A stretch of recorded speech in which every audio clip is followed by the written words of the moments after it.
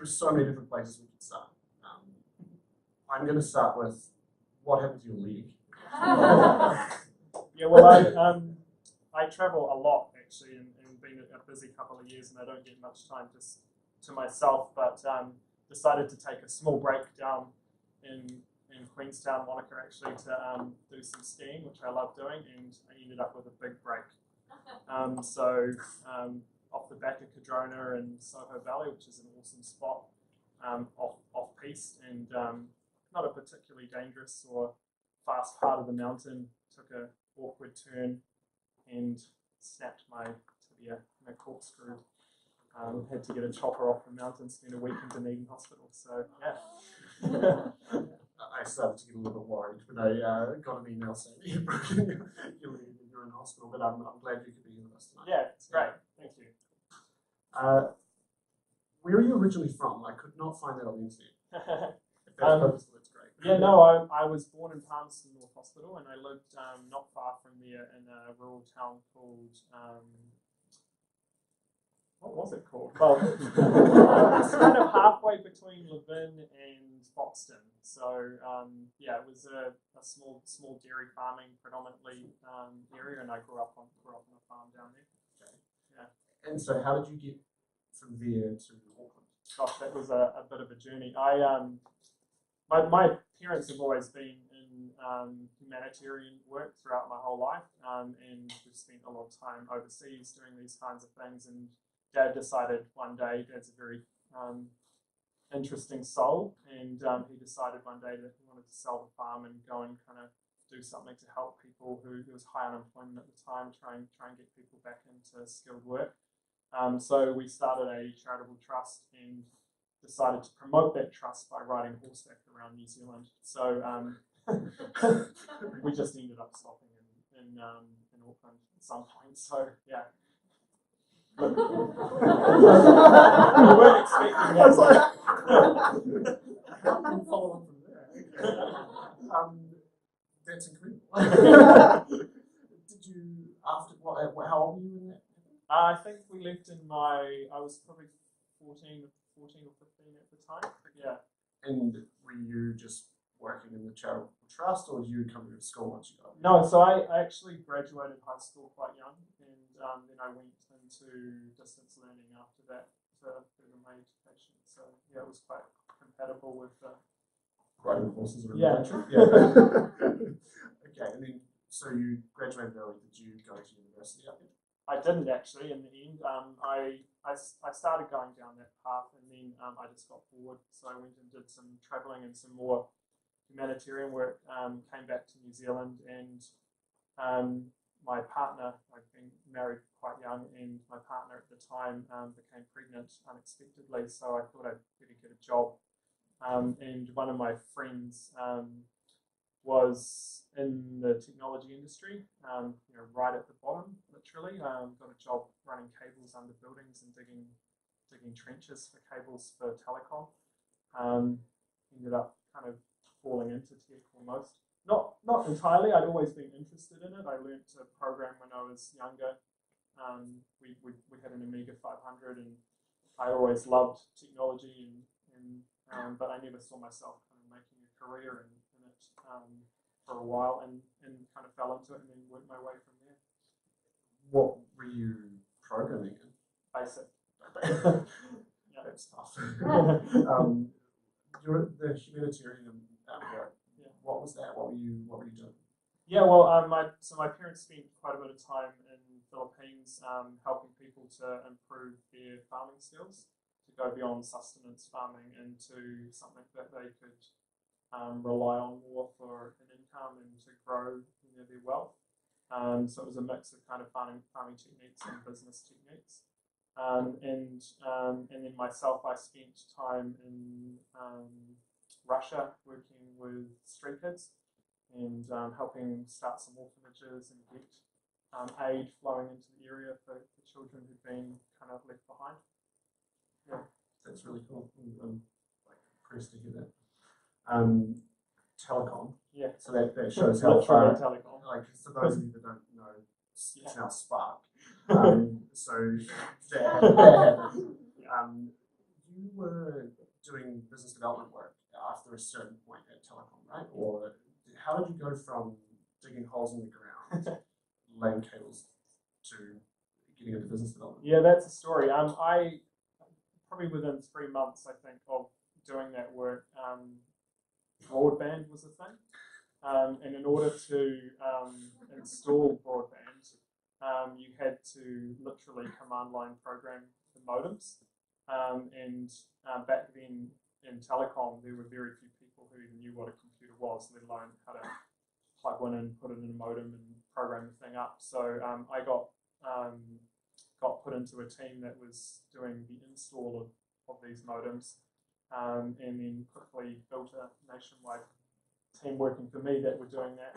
I went from there into more engineering roles, so helping roll out the first fibre networks with Clear Communications, and then from there went into what was Telstra Clear, worked my way to an architect role in Telstra Clear, looking after voice over IP networks, and then went from there to Vodafone as they were rolling out 3G networks, and then from there into a product role, doing product development and then product management and then eventually business management.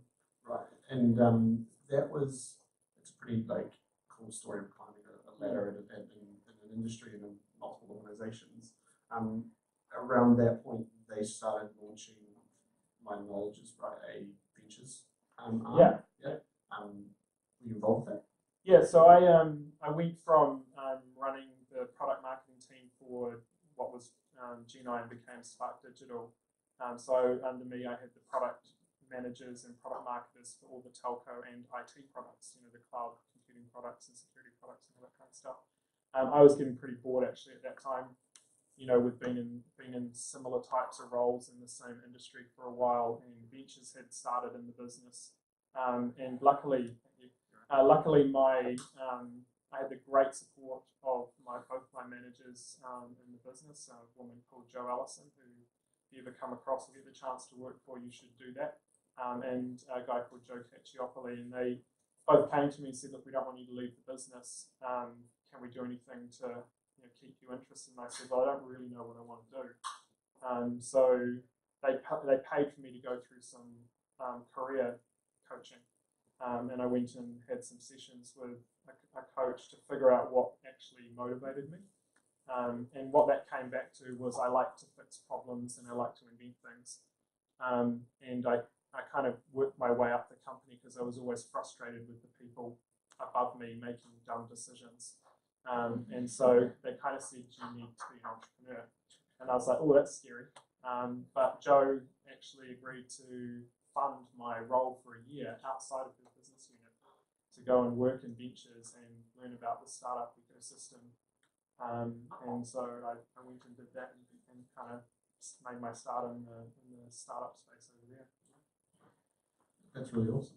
I just, before we carry on, I can see a few people standing in the back. There are a couple of seats up the front if you are interested, just let you know.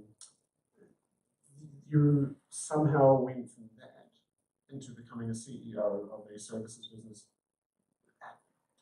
I would love to know how you got from there to Yeah. So while I was at Ventures looking for investments for the business to make, we came across a company that had some potential. I ended up leaving, putting the business case together to invest in that company and then being asked to go and run it. And that was a mobile applications development company, which Spark invested in at the time.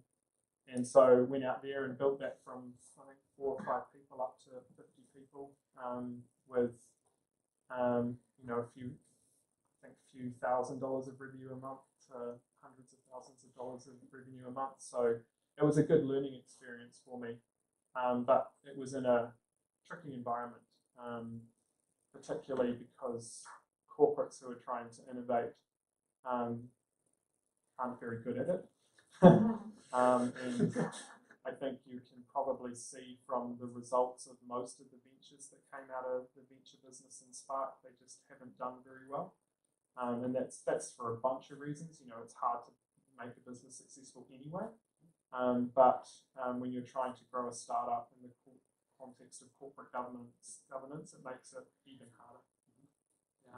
Yeah, we see a lot of that. Yeah. And being in obviously the similar sort of business, helping corporates with that. So I get that. Are there any particular times or things you remember throughout that process, other than corporate innovation, that were helping, scaling from that size you were to 50 people and those revenue levels, that you remember being particularly difficult, that you learned something from, you might overshare tonight? Yeah, I learned a lot about governance and kind of managing relationships within a board and those kinds of things. It was quite challenge going from being an employee to being someone who's in charge of a business, and it's quite different being in charge of $1 billion portfolio in a corporate environment to being in charge of something that doesn't have the kind of resources and capital and those kinds of things behind it that you would find in that space. And so I learned a lot about how to not do things, I think, in the first space, and I made some mistakes personally about how I interacted with the teams, how I interacted with the board, the difference between building a culture which has got great teamwork and the separation between that and friends. There was a whole bunch of personal lessons through that process that I had never experienced before and had to learn the hard way. On the positive side, I learned a lot about things like cash flow. Not that I didn't know it before technically, but just different kind of pressure, and about investments and how to go about kind of managing that process, and about focus. What things are important to growth, about building a team culture. Yeah. It sounds like it was a pretty a massive learning curve. Yeah, huge. Yeah. Did it help? Has it helped? Obviously, it's helped. Has it helped going forward with all the new things you're up to at the moment? Immeasurably. I mean, there's no way we would have done what we've done without those lessons. Surrounding yourself with people who are going to challenge you in the right places and support you in the right places. Having your board fully on board with your purpose as an organisation, making the lines clear in the organisation in terms of relationships and stuff like that. So many different things. How to handle the pressure in those moments where things don't work out. Awesome. I want to move on to Centrality, but before we dive into it, you might get asked this quite often.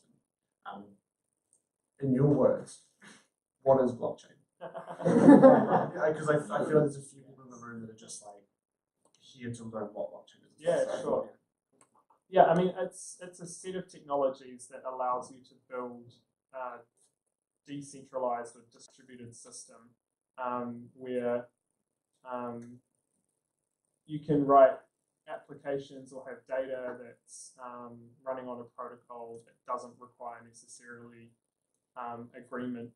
permission to interact with. So think of it more like a ledger, a database that has a set of rules about how you can interact with it, that no one controls directly. It's not like a company that's involved with that process, but the rules have economic rewards built into them that try and keep everybody on track. And that allows you to create things which we haven't been able to do before, where you can have systems and infrastructure and applications that operate without corporation being in charge of that thing. Is there like a common example you use when you're explaining like a non-technical one that you might overshare with us? Yeah, I mean, I think if we start back with Bitcoin, right, which is the first kind of popular blockchain application, it's a simple example of the technology, and then I'll go into something a little bit more complex. You've got the Bitcoin protocol, which is a set of rules, I guess, and you've got these little bitcoins, and in a simple transaction, if I explain that, it might help you understand how a network works. So I want to send a bitcoin to you. Feel free to. Yeah. What happens is, that gets created into a message, and that message gets put into a pool of messages, and eventually they get grouped up together and broadcast to the network by one of the computers running the software. That group of messages is called a block, and when it's sent out with a little problem to solve. It's probably a little bit of a stretch to call it a problem to solve, but there's a challenge, let's say, and all of the computers in the network are racing to try and solve this problem. And once they find the answer to this problem, they rebroadcast it to the network, and the network participants check to see if that answer is correct, and if it is, they confirm that block in the network. Each block has a reference to the block before it, and over time you build up a chain of these blocks with the reference to the blocks behind them. It becomes very hard to change the information in any one of those blocks, and so by this mechanism, the network reaches consensus. If you solve this problem, you get rewarded with a Bitcoin. Now, the only way to solve that problem, well, not the only way, but the most effective way to solve that problem is just to throw random numbers at this problem. So if the answer is, what is this number? Let's say this is the question, and all the computers just fire up like we were doing before, basically, with the chocolates. There was a kind of a Bitcoin there. People are firing out numbers randomly, trying to hit the right one. When they find this number, they go to the network and say, this is the number, and everyone's like, oh shit, that was the number. It's a special type of problem where it's very hard to find the answer, but it's very easy to validate it. So once you've found the answer to the problem, everyone else can check very quickly if it's the right one. And so the whole point of that is to make sure that it costs someone to participate in the network. And what does it cost? It costs computing power and electricity. So if there's a cost to participate in the network, it's going to, economics is going to come in here. I'm going to want some kind of reward for participating in the network. That's my Bitcoins. So my incentive to give the wrong answer and cheat the network and steal your coins, or try and steal them, is low, because I've burned a whole bunch of electricity participating in this lottery. And if I try and cheat, and everyone else notices that I try and cheat, then I'm not going to get my Bitcoin. So I might as well do the right thing, claim my Bitcoins, make the network work. Okay, and I'm going to ask a stupid question. This network, is it made up of, are we talking like server racks? Are we talking smartphones? Are we talking laptops? Like what? Technically, any computer could participate. Bitcoin in particular has evolved to be profitable only when you have specialist chips, ACE and ASIC, that is programmed to do a specific task, which is throw random numbers. And so the majority of the hash power, which protects the network and keeps it secure, is coming from these chips, and a lot of that is in data centers around the world. That's one form of forming consensus in these networks. There are other protocols which use standard computers or GPUs, or even don't use computing or electricity power. They use other game mechanics like staking, that can be run on any kind of device. Thanks for that. When and why did you start Centrality? Yeah, two years ago now, just over 2 years ago. I had come to a point in my last startup where I didn't have a lot of equity. Actually, I had no equity at that point. I was a manager of the business. And I was kind of frustrated that I couldn't grow the business the way I wanted to grow the business. And I had said to the board that I was thinking about going and doing something else, and that turned into a situation that probably could have been handled better, but eventually I left the business. And that was a learning curve for me as well. And I was sitting down thinking, what am I going to do next? I started looking at ideas and kind of evaluating how I could make a startup successful. And I was doing the math and on these different ideas and looking at the canvases and stuff like that. And every time I came back to the point that no matter what it was going to be fucking hard. And you probably know this yourself if you're in the space. And then I did some more research and I figured out that the things that are making it hard are getting worse. And that's things like, the technology oligarchs are getting more and more power over the information that we need to make successful businesses. They've got audiences to do testing of ideas that we could never dream of having. They can copy very quickly the things that innovators are doing. And so I was like, kind of got to the point where your chance of being successful was almost entirely down to serendipity.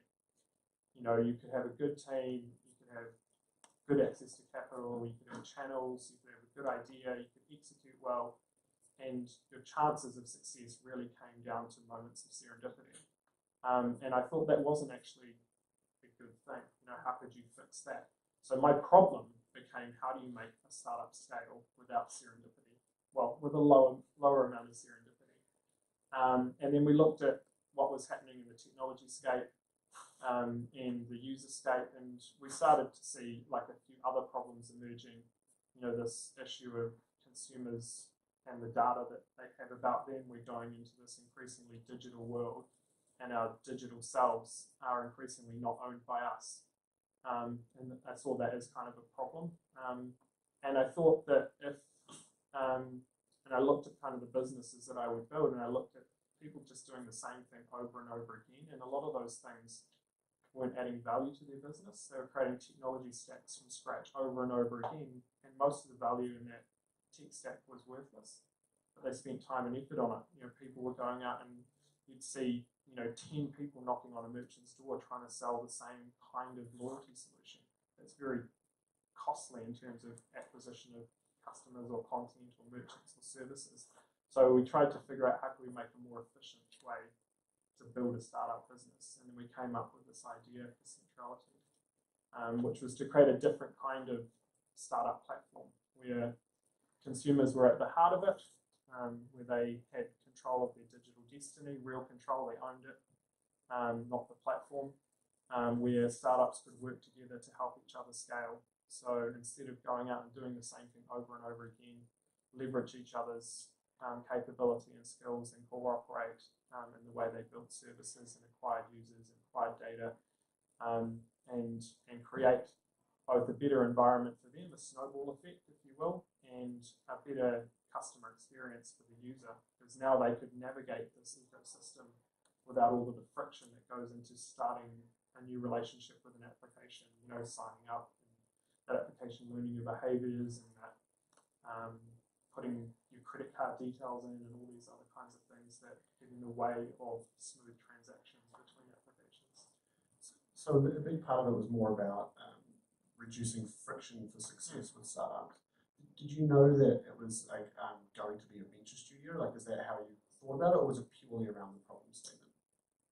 We've looked at how could we execute on this, and we figured there were a few phases to it. First of all, we had to build a platform and test if the idea itself could work, and so we've kind of built some initial components of how to create those connections between startups.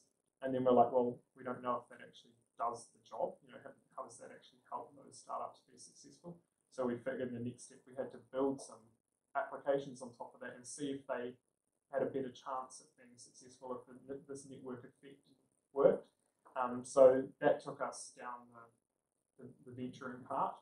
So we collaborated with a number of applications to test this out.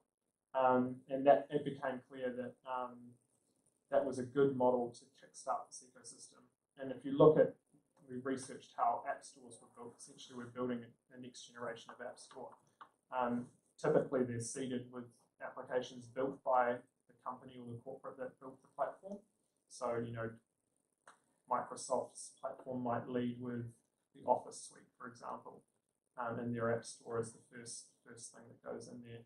Then they would collaborate with other companies that have established applications and kind of port them into the the App Store environment. And then they would say, hey, innovators, come up and build your own stuff inside of this. And we're on that journey. So, we built the use cases initially ourselves 100%, tested to see if that worked, and we collaborated with a bunch of businesses. We tested to see if that works, and now we're in the process of getting ready to go out to the public and say, you come and innovate in this platform. What is the overarching vision for Centrality? Yeah, I mean, the thing that drives me and a lot of the team is we actually just want to make a better world. We're in this to, as the t-shirt says, unfuck the world. And we think that if you look at the way that things are going now, technology is concentrating so much more power and wealth and information and influence than ever has happened in history before. And it's being centered around a very small group of companies that are increasingly getting a large amount of power. And I personally don't think that that's a good future for me or for my family. And if we don't make a change now, it's probably going to get to the point where it's impossible to change, because the data which drives these companies is giving them insights into the way that we think. And the interactions we're having with these platforms are allowing them to modify the way that we think.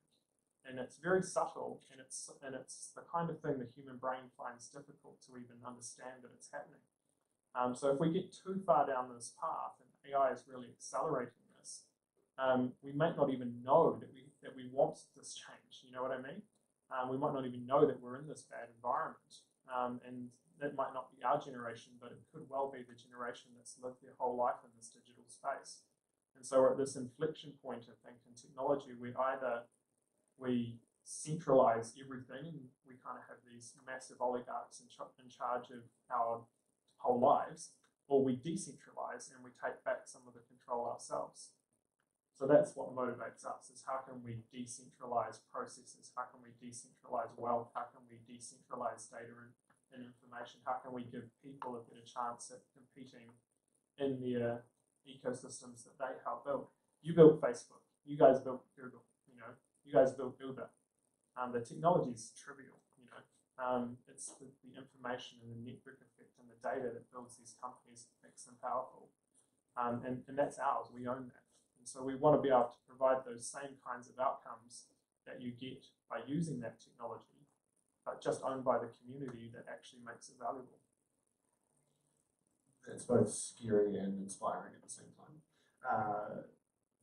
Am I right in saying that you went out, so you've taken a non-traditional route of, from many points of view. One being that you decided to go with an ICO over traditional means of funding. Yep. Which makes perfect sense based on your points earlier about interacting with your board and whatnot. So that just the point of the I actually have a great board now, and they're really supportive, and they do challenge me, but they are there for the vision and the ride that we're on, and I think that's the fundamental difference. You should have a strong board, because they're a checkpoint in your thinking, and they bring skills to the table that you don't have, and it's very important to be aware of the skills that you don't have, and I hope I am aware of the skills that I have. And so that, do not take that as a sign that we didn't want to be in that position. But definitely not having the kinds of constraints that you might get in a VC, that's different. Yeah, okay, I get that. Thanks for that. Okay, before we go into what an ICO, what is it, and what is a token? Yeah. So probably start with what is a token. Tokens are digital asset, and it can be lots of different things. It's whatever you program it to be. A simple explanation might be to look at it like programmable money. So we've got this, massive financial system and this digital world that lives on top of it. But most of the APIs that run the financial system are 30 or 40 years old, and they aren't actually keeping pace with the the digital innovation that's happening on top of that. And so these types of systems allow us to create money that isn't based on literally, 1700s printing technology, and base them on computing and have money that's programmable. So tokens, in the generic sense, are the digital assets, but you can think of them like programmable money, and they can do lots of things because of that. So you can have tokens that represent equity in a company. You can have tokens that represent an asset itself. You could have tokens that are able to be traded amongst other tokens or split in half and sold portions of. You can have non-fungible tokens that become rare in a network. So there's all sorts of different uses for tokens. What is an ICO? An ICO is like crowdfunding on steroids, I guess, is probably the best way to describe it. So it's a way to issue value to investors in the network that you're creating, and to give them the ability to capitalize what you're doing. So in our case, we have a Centrality token, and this token is what people would normally refer to as a utility token. So it powers the network that runs the platform. It's kind of like gas in your car. It's the thing that makes the network work, and it's how you pay for things inside of the network. So part of securing the network, you need to stake these tokens. You want to write to the database, it costs you some of these tokens. If you want to share some value with someone, you can use the token to reward them. It has a bunch of different things programmed into it. And we said to our investor base, you can come and buy some of these things and participate in those activities in the network. And if our network becomes big and there are lots of applications in the network, then the demand for those tokens will go up and you'll get a return on that.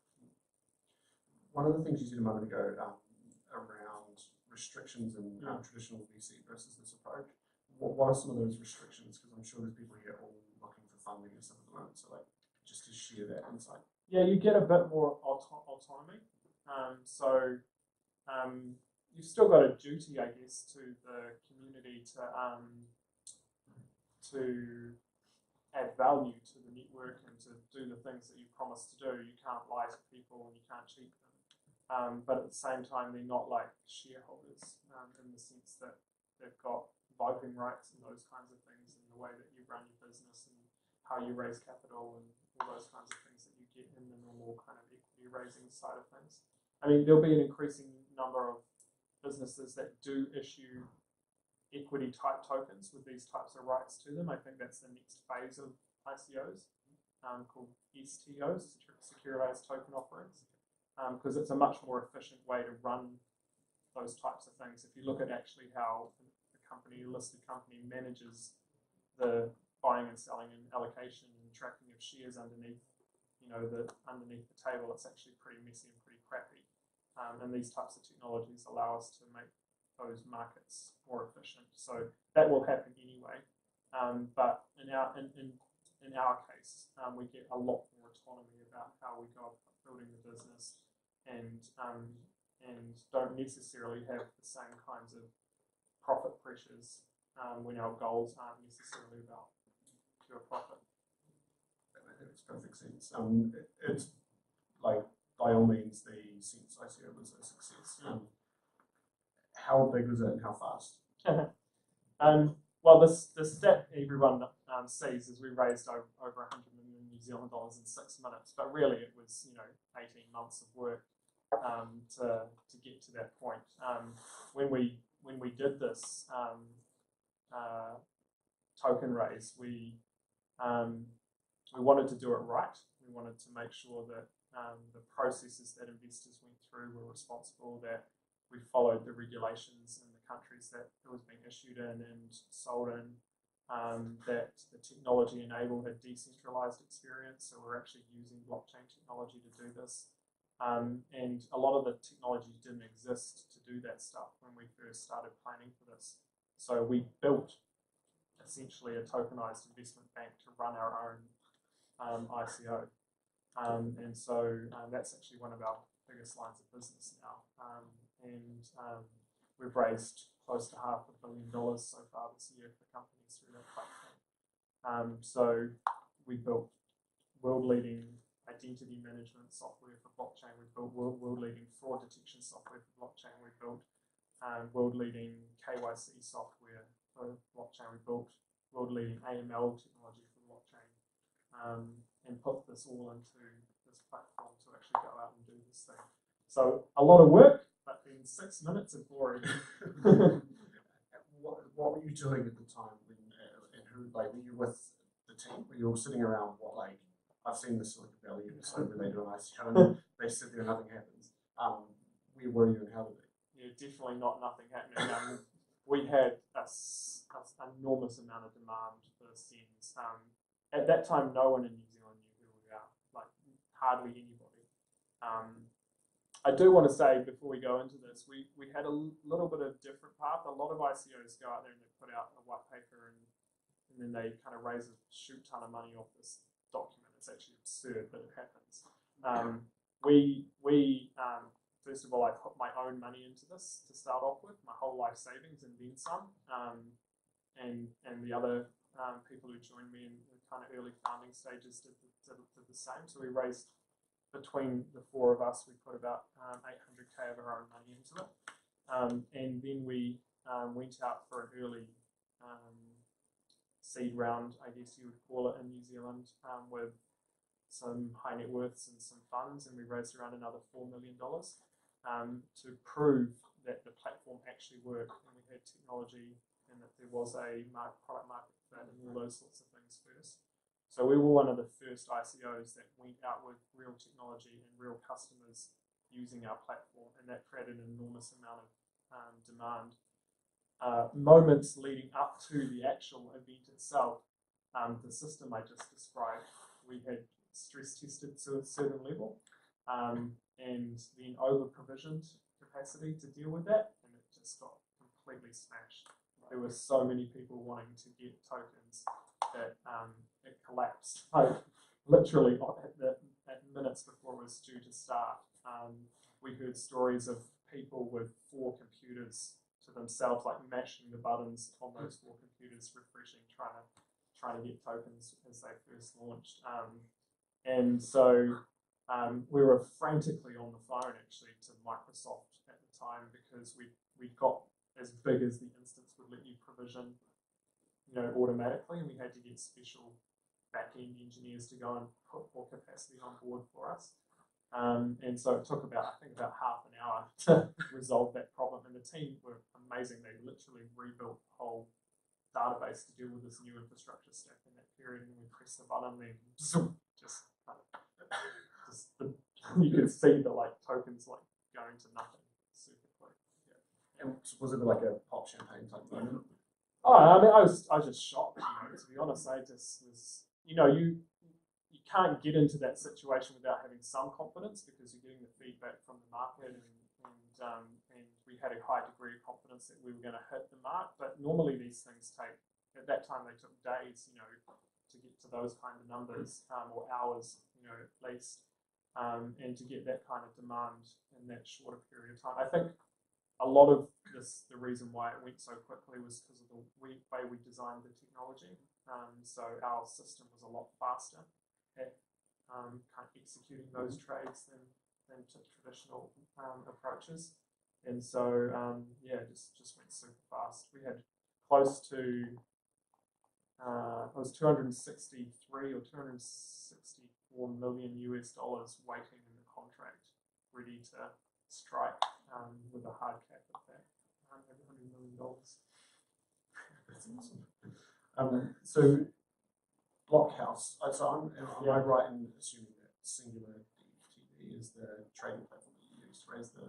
No, so SingularDTV is actually one of our partners and one of the companies we started building technology for early. They're a global entertainment business.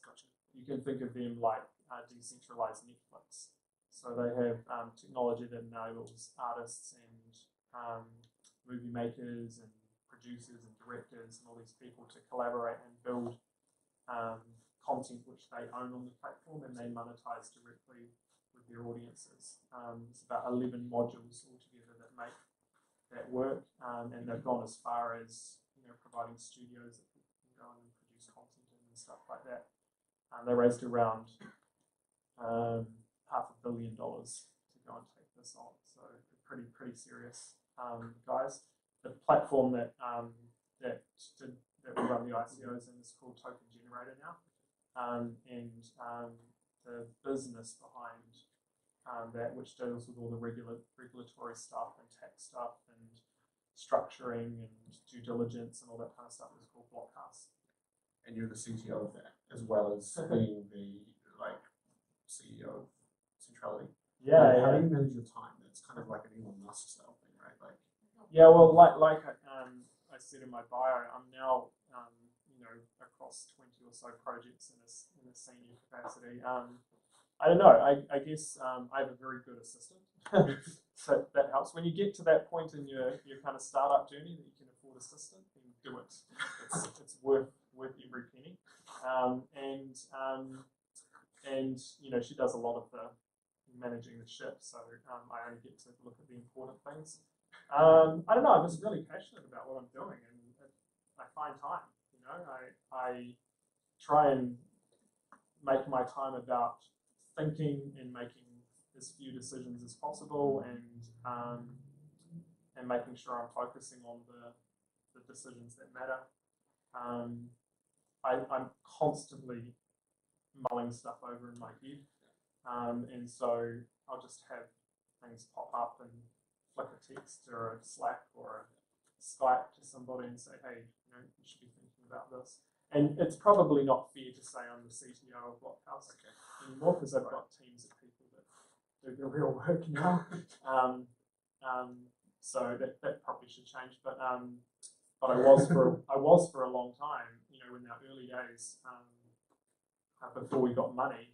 When you're in the middle of the night crying about not having enough room on your credit card to pay wages tomorrow, and I was up probably 16, 17 hours a day between doing Centrality and Blockhaus, because Blockhaus is based in Zurich, and my business partners up there put a lot of trust in me to build these platforms. We've subsequently taken over that business, and we own it ourselves now. But at the time, I was working with a few industry giants up there, and I just had to deliver. So yeah, just sweat and tears initially. I get that. Yeah. I was complaining about getting up at 5:30 this morning and staying up till this time, but no. So just get rid of that. You obviously see a lot of companies coming to you with ideas in the blockchain space. Where do you see the opportunities are currently that either startups in your venture studio aren't solving, where people should be spending some time thinking about creating companies? Yeah, that's actually a really good question. I think that because the space is so new, there's lots of areas or opportunities for innovation. Our teams are having to solve problems which require genuine new stuff to be built. It's not like we can go and take some code from GitHub or find an answer on Stack Overflow or something like that. We're building stuff that hasn't been done before, so there's so many problems to solve. So you've got problems at the infrastructure layer, and that's why one of the reasons why we're so big, because we're simultaneously building infrastructure, platform, and applications, and all those are feeding into each other to figure out what's the best way to do this. So you could be solving problems about how do you create better ways of storing information in a decentralized system. How can you create improvements in the performance of a decentralized network? What networking protocols could be useful there? What are new models for consensus, and how can you improve, or stop centralization of power in some of these models over time? So that's kind of like deep tech research, stuff like that. the platform layer is, services we're building, new ways to manage identity or messaging or handling of transfer of assets or creating models around data that's stored in a decentralized way. So there's all sorts of opportunities in that space. And at the application layer, the world's oyster, and that's really where I think, I'd encourage people to look at, is there a process or a power or a monopoly or a oligarchy in an area where you can take their business model and screw them by giving the data back to the consumer and creating a different kind of relationship with that consumer, build a community with them and let them be part of the community. Can you build the next Uber that isn't run by Uber? Can you build the next Airbnb that isn't owned by Airbnb? These are the opportunities that are really strong, and the platform stuff and the infrastructure stuff's getting to the point now where it's mature enough to really have a crack at this stuff. We're about to release Silo, which is our decentralized messaging platform. You can think of it like WeChat, but fully decentralized, like not infrastructures run by the community. It's not, we don't have access to anyone's information if we wanted to. The token economics mean that as the community grows, they all share in the value that platform creates. It's got a great framework for innovating inside of. If you want to build an app that can connect to messaging and be involved in that process of creating value in the ecosystem, you can win too. So these are the areas that I think, look at a process. Can you decentralize that process? That's the most important question. Don't need blockchains if you're not decentralizing stuff. Forget about it. And most importantly, can you do it in a way that involves the community in that economic model? Does it change the definition of success and the metrics that the startups that come through your studio are tracked on? It's obviously you just want to see change. You don't or is that the new success? I think I'd like to think so. I'm not this kind of head in the clouds person who imagines this utopian world. The world's a cruel place, and I've seen a lot of cruelty in my life. And I think you have to have strong motivators for economic rewards or profit, let's call it. But it just doesn't have to be as concentrated as it is now. We have a saying: we don't want to create a unicorn. We want to create a herd of zebras.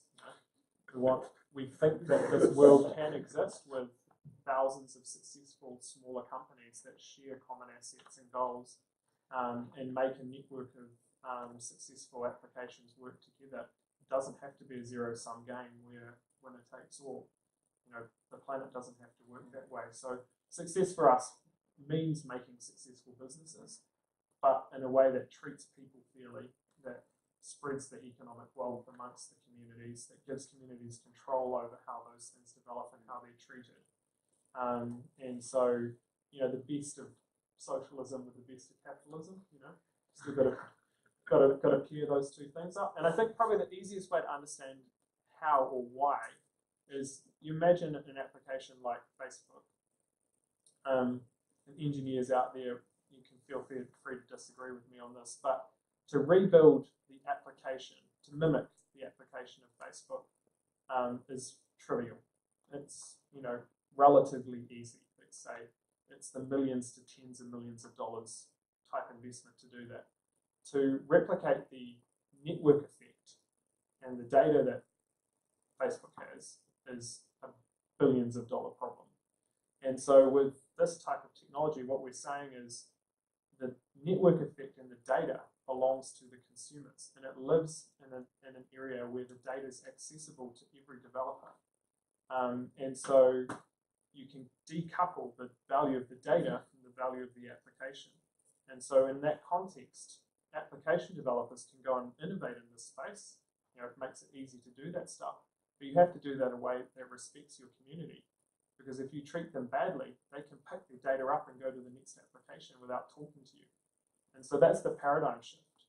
And this is the kind of world we want to create, where there's more tension between companies and innovators and their consumers. And that's driven by the fact that consumers own their own information and they have it and make it portable. I've got about 100 more questions, but I'm going to limit it to 2 and then we can open it up. There's obviously corporations and corporates and centralized oligarchs are still going to have to play a part in this in terms of like, they're not going away overnight. Watch out. Do you interact with them much? Or Yeah. is it just like, yeah, okay. Look, you've got to be pragmatic, right? So I don't believe that we can have a world that's fully decentralized. That's just not practical or efficient. I just don't want it to be as centralized as it is. So I think a good way to achieve that is build great products that can challenge these people and help maybe they change their business practices or their technology models. I'd be stoked if we get to the point that we're so successful that someone like Facebook has to go and re-engineer their stack to follow this kind of model. The corporations out there, a lot of them are actually being challenged by these oligarchs themselves. And we have conversations with businesses all around the world that are saying, well, how do I stay relevant in this next phase or this next evolution of the internet? And many of them realize that if they don't get on board and support this type of thing, they won't have anything. And I think that's a great thing. We've partnered with some of the biggest brands around the world now, and we're doing that in a way that pulls them closer to what we believe is valuable. And once consumers are inside of that ecosystem, their choices are much more vast. Maybe they choose to stick with that brand in this different context if that brand treats them properly. If they don't, maybe someone else in this room comes along and takes their place. And to say the cryptocurrency world is not volatile would be lying. Yeah. How has that affected your business? Yeah, I mean, we don't spend a lot of time thinking about cryptocurrency because I think it's an interesting use case, and I think it's probably an important one to evolve over time, but it's not the most interesting use case. So we don't spend a lot of time on cryptocurrency itself. Because we raised our money in Ethereum at the time, obviously price of cryptocurrencies are interesting to us because we have a hedging strategy, and it's worth a lot less now than it was back then. It was a little bit of a spike. Yeah. We like everything else we've had to do, we built infrastructure to make this business work. So, and it's quite an interesting position to be in. We're at some point talking to the board about, oh shoot, we've got cryptocurrency coming in and we're paying people in cryptocurrency. How do we account for tax for this stuff? Well, there was no accounting system to do it, so we built one. There was no payroll system to pay people in an easy way. People all around the world, these multi-billion-dollar companies were doing it in spreadsheets, and we built a payroll system. So each area that we've had to innovate in has kind of built the infrastructure. And in this hedging space, it's no different. We created a business called Centrality, which is a machine learning and data analytics business, and started out playing with some models to achieve one goal, and ended up building a very successful hedge trading algorithm. So we do a lot better than the market does. Great answer. Is there another question? Well, what about that? Okay.